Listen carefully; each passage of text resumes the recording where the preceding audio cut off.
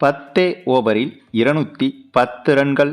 New Zealand அணிக்கு எதிரான முதல் T20 போட்டியில் சரித்திரம் பார்க்காத ருத்ரதாண்டவம் அதிரடி காட்டிய இந்திய அணி. அதிர்ச்சியிலும் ஆச்சரியத்திலும் உறைந்து போன ஒட்டுமொத்த கிரிக்கெட் உலகம். என்ன நடந்தது? அதாவது இந்தியா மற்றும் நியூசிலாந்து அணிகளுக்கு எதிரான கிரிக்கெட் தொடர் என்பது இந்தியாவில் வைத்து தற்போது நடைபெற்று வருகிறது. 3 ஒருநாள் போட்டிகள், அதனைத் தொடர்ந்து 5 T20 போட்டிகள் என 2 தொடர்களில் இந்த இரு அணிகளும் விளையாடி வருகிறது. இதில் ஏற்கனவே 3 ஒருநாள் போட்டிகள் கொண்ட தொடர் முடிவடைந்துவிட்டது. இந்த தொடரை துரதிருஷ்டவசமாக இந்திய அணி இழந்துவிட்டது. இந்த 3 ஒருநாள் போட்டிகளில் 2 போட்டிகளில் நியூசிலாந்து அணியும் 1 போட்டியில் இந்திய அணியும் வெற்றி பெற்றதால் 2-1 என்ற கணக்கில் இந்த ஒருநாள் தொடரை வென்று நியூசிலாந்து அணி சரித்திரம் படைத்தது. மேலும் இந்த வெற்றி மூலமாக நியூசிலாந்து அணி வரலாற்று சாதனையையும் படைத்திருக்கிறது. ஏனென்றால் இந்தியாவில் வைத்து இதுவரை நடைபெற்ற இந்தியா நியூசிலாந்து அணிகளுக்கு எதிரான ஒருநாள் தொடரில் இதுவரையிலும் ஒரு தொடரை கூட நியூசிலாந்து அணி வெற்றி பெற்றதே கிடையாது. ஆனால் முதல் முறையாக கிரிக்கெட் தொடங்கிய காலத்திலிருந்து கிட்டத்தட்ட 400 வருடங்களாக ஒரு முறை கூட செய்யாத சாதனையை முதல் முறையாக இப்போது செய்திருக்கிறது நியூசிலாந்து அணி. இந்த சம்பவம் என்பது இந்திய அணிக்கு மிகப்பெரிய மைனஸாக பார்க்கப்படுகிறது. ஆனால் நாம் ஏற்கனவே அடிக்கடி கூறி வருவது போல தற்போது இருக்கும் இந்திய அணி என்பது ஒருநாள் போட்டிகளிலும் டெஸ்ட் போட்டிகளிலும் கொஞ்சம் பலம் குறைந்த அணியாகத்தான் திகழ்ந்து வருகிறது. ஆனால் T20 என்று எடுத்துக்கொண்டால் இந்திய அணியின் அணுகுமுறை என்பது 100% பெர்ஃபெக்ட் என்றே சொல்லலாம். அந்தளவுக்கு இந்திய அணியின் T20 அணி என்பது விஸ்வரூபமாக இருந்து வருகிறது. அதுவும் கடந்த சில மாதங்களாகவே இந்திய அணியின் T20 அணி என்பது தொடர்ச்சியாக பல தொடர்களை கைப்பற்றி வருகிறது. இந்த நிலையில்தான் நியூசிலாந்துக்கு எதிராக ஒருநாள் தொடரை இழந்த இந்திய அணி இப்போது 5 T20 போட்டிகள் கொண்ட தொடரில் களமிறங்கியது. அப்படி களமிறங்கிய இந்திய அணியை பொறுத்தவரையில் ஒருநாள் தொடரை இழந்ததற்கும் சேர்த்து மாத்து மொத்தமாக நியூசிலாந்து அணியை இப்போது சம்பவம் செய்திருக்கிறது. அதுவும் இனிமேல் நியூசிலாந்து அணி வீரர்கள் தூங்கும்போது கூட இந்திய அணியின் இந்த ஒரு ஆட்டம்தான் இவர்களது கனவில் வரும். அந்தளவுக்கு இந்திய அணி என்பது இந்த முதல் T20 போட்டியில் நியூசிலாந்து அணியை மொத்தமாக சமாதி கட்டி உள்ளது. ஆமாங்க, அப்படி என்ன நடந்துச்சுன்னு கேட்குறீங்களா? இந்த நியூசிலாந்துக்கு எதிரான முதல் T20 போட்டி தொடங்கி டாஸை வென்ற நியூசிலாந்து அணி முதலில் பந்து வீசுவதாக முடிவு செய்திருந்தது. இந்த ஒரு முடிவுதான் நியூசிலாந்து அணிக்கு யமனாக இருக்கப் போகிறது என்று அப்போது நியூசிலாந்து வீரர்களுக்கு தெரியவில்லை. பின்னர் பேட்டிங் செய்ய களமிறங்கிய இந்திய அணியை பொறுத்தவரையில் இந்த முறை வித்தியாசமான ஓப்பனிங்கை கையாண்டது இந்திய அணி. ஏனென்றால் வழக்கமாக T20 அணியில் அபிஷேக் சர்மாவும் சுப்மன் கில்லும் ஓப்பனிங் இறங்குவார்கள். சில நேரம் அபிஷேக் சர்மாவோடு சேர்ந்து சஞ்சு சாம்சன், யாஸ்வி ஜெய்ஸ்வால் உள்ளிட்ட ஒரு சிலர் மாறி மாறி ஓப்பனிங் இறங்குவதுண்டு. ஆனால் இந்த முறை அபிஷேக் சர்மாவும் இந்திய கேப்டன் சூரியகுமார் யாதவும் ஓப்பனிங் இறங்கினார்கள். இதுவே இந்திய ரசிகர்களுக்கும் நியூசிலாந்து அணிக்கும் ஆரம்பத்தில் மிகப்பெரிய சர்ப்ரைஸாக இருந்தது. அதன் பிறகு போட்டி தொடங்கி முதல் ஓவர் வீசப்பட வழக்கம் போல நம்முடைய அபிஷேக் சர்மா அவருடைய வேலையை காட்டியிருந்தார். வழக்கமாகவே இவர் போட்டியின் முதல் பந்தை சிக்ஸருக்கு அடிப்பதில் ஜாம்பவானாவார். இவரை தவிர்த்து போட்டியின் முதல் பந்தை பயமே இல்லாமல் ஒவ்வொரு போட்டியிலும் தொடர்ச்சியாக சிக்ஸருக்கு அடிப்பதில் இவருக்கு நிகர் இவர்தான்.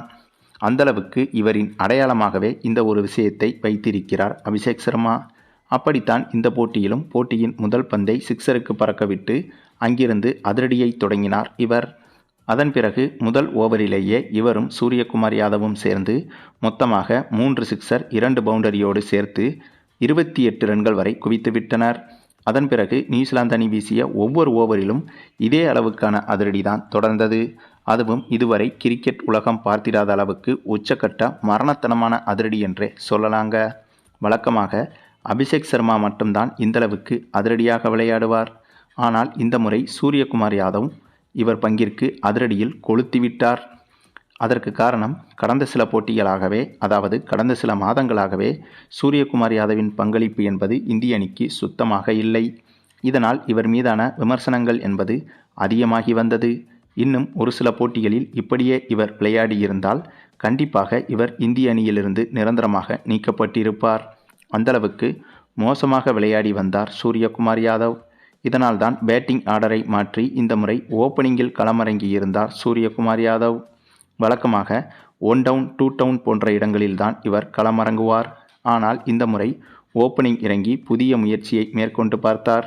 அந்த முயற்சி இப்போது இவருக்கு வெற்றியை கொடுத்தது என்பதை காட்டிலும் மிகப்பெரிய வெற்றியை கொடுத்துவிட்டது என்றுதான் சொல்ல வேண்டும். அதற்கு காரணம், இந்த போட்டியில் அபிஷேக் சர்மாவுக்கு நிகராகவே இவரும் ரன்களை குவித்திருந்தார். அதிலும் முதல் 2 ஓவர்கள் முடியும் வரையிலும் அபிஷேக் சர்மா 31 ரன்களும் சூரியகுமார் யாதவ் வெறும் 8 ரன்களும் தான் எடுத்திருந்தார். ஆனால் போட்டி செல்ல செல்ல சூரியகுமார் யாதவ் அதிரடியாக விளையாடி அபிஷேக் சர்மாவின் அதிரடி குறைந்துவிட்டது என்றுதான் சொல்ல வேண்டும். அந்தளவுக்கு திடீரென 10-15 அபிஷேக் சர்மா சேர்ந்து பேட்டிங் செய்வது போல அதிரடியாக விளையாடி காட்டினார் சூரியகுமார் யாதவ். கிட்டத்தட்ட ஓவருக்கு 18 முதல் 20 ரன்கள் என்ற அடிப்படையில் இந்த இருவரும் அதிரடியில் மாறி மாறி சிக்சர்கள் பவுண்டரிகள் என ஒவ்வொரு ஓவரிலும் விளாசி சரியாக 8 ஓவர் முடிந்து 9வது ஓவர் நடந்து கொண்டிருக்கும் போதே இந்திய அணியின் ஸ்கோர் என்பது அப்போதே 150 ரன்களை கடந்துவிட்டது.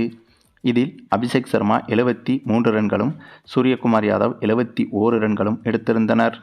மற்றபடி ஒய்டு, நோபால், எக்ஸ்ட்ராஸ் போன்று சில ரன்களும் வந்திருந்தது. ஆக இதே வேகத்தில் சென்றால் இந்திய அணியின் ஸ்கோர் இன்றைய ஆட்டத்தில் 400 ரன்களை கூட எளிதாக கடந்துவிடும் என்றுதான் எதிர்பார்க்கப்பட்டது. ஆனால் அங்கே தாங்க நம்முடைய வருண பகவான் மிகப்பெரிய சம்பவத்தை செஞ்சிட்டாப்ல. ஆமாங்க, திடீரென இந்த போட்டி நடந்து கொண்டிருக்கும் போதே மழை குறுக்கிட இதனால் போட்டி முற்றிலும் நிறுத்தப்பட்டது.